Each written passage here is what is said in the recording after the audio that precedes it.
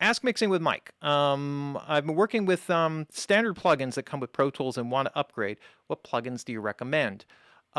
Basically, of course, you know that I do a lot of Waves stuff, and I'm really into Waves because I think, in terms of the amount of things that they have to offer and the selection of plugins and the quality and the support and all the other things, I'm a big fan of that. But basically, they are also, largely, if you get the full Mercury bundle, it's quite expensive.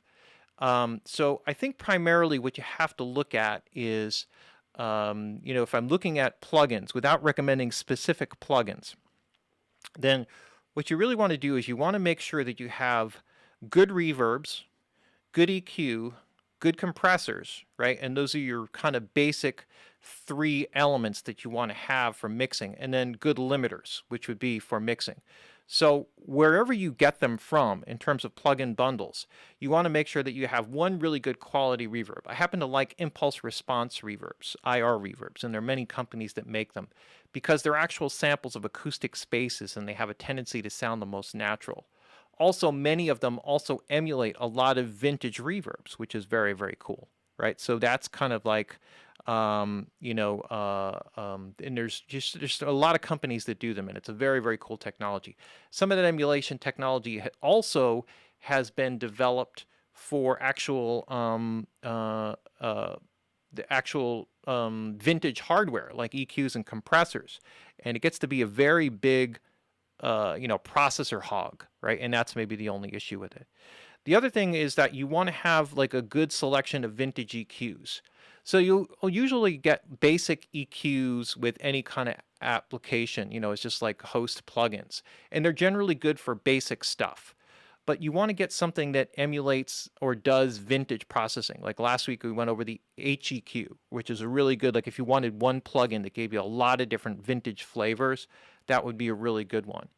But you want to be able to have something that gives you a little bit of grit or kind of analog ballsiness, and then you can use the stock plugins for most of the general kind of clinical work, which will generally be okay. Then with compressors, you want to get into some vintage compression. So out of the compressors, you want to basically have a good VCA compressor, good optical compressor, and a good tube compressor. And then probably if you have a FET compressor, those would be the four basic types of compressors. That, and some plugins will give you just those selections. Like if you're looking at the Logic setup, they'll have a compressor that will give you those options for the way that the basic compressor works, and those control the characteristics of the attack and release, and also the harmonic distortion characteristics of the plugin, which is primarily what you're looking for. So something like if you were just like a one plugin kind of thing, that's kind of difficult to do. I can't even like think of anything off the top of my head. A lot of these companies will have, like I think actually Pro Tools has one called Smack, which is actually kind of cool. The HEQ by Waves is actually really cool like that. But having a decent selection of a variety of different compression plugins will give you some different characteristics. And then again, you can use the stock plugins for a lot of the basic stuff.